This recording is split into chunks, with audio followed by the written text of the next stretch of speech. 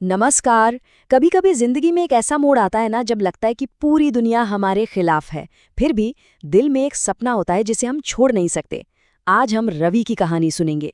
ये एक ऐसी कहानी है जो सिखाती है कि मुश्किलों को चीर कर अपनी किस्मत कैसे लिखी जाती है।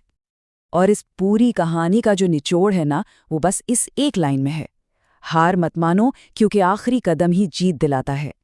ये सिर्फ एक कहावत नहीं है, ये वो मंत्र था जिसने रवि को तब भी संभाले रखा जब हर कोई उसे गिराना चाहता था।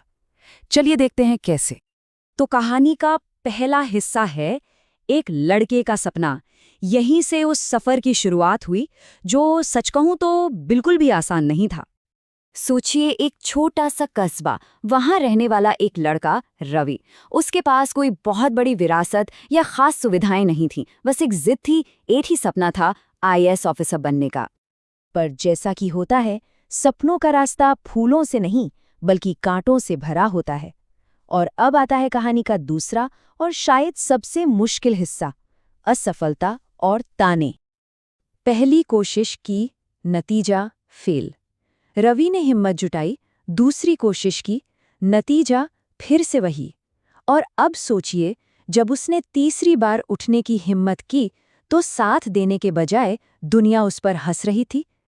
और चारों तरफ से बस एक ही आवाज आ रही थी, तेरे बस की बात नहीं है, छोड़ दे।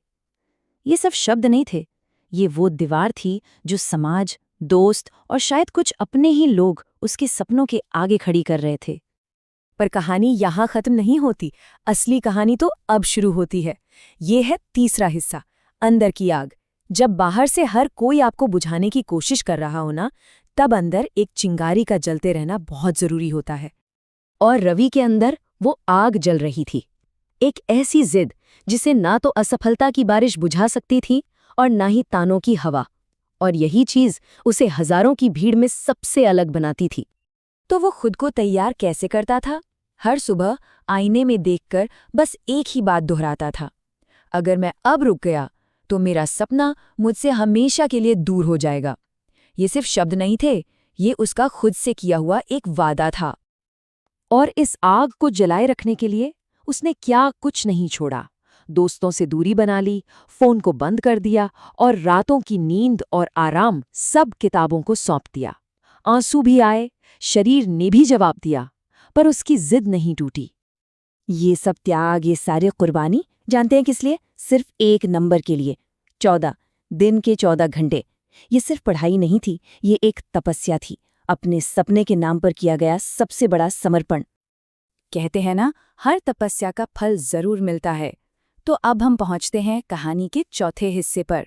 वो दिन, जिस दिन इतिहास लिखा जाना था। वो दिन जिसके लिए रवि ने अपना सब कुछ दांव पर लगा दिया था। और फिर वो दिन आ ही गया, रिजल्ट का दिन। सालों की मेहनत, अनगिनत ताने और ना जाने कितनी जागी हुई रातें, इन सब का फैसला बस एक क्लिक पर टिका था। क्या हुआ होगा? रवि का नाम टॉप 10 में था।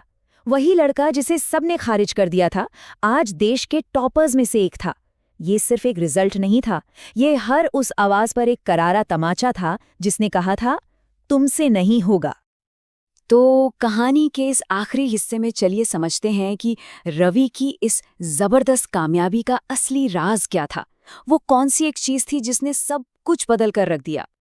जब उसकी सफलता की खबर चारों तरफ फैली, तो एक पत्रकार ने उससे वही सवाल पूछा जो हम सबके मन में है, रवि, तुम्हारी सफलता का राज क्या है? रवि ने मुस्कुराकर एक बहुत ही सीधा सा जवाब दिया। उसने कहा, मेरी सफलता का राज आसान है। जब पूरी दुनिया कह रही थी ये नहीं होगा, तब मेरे अंदर से एक ही आवाज आ रही थी, मुझे करके दिखाना है।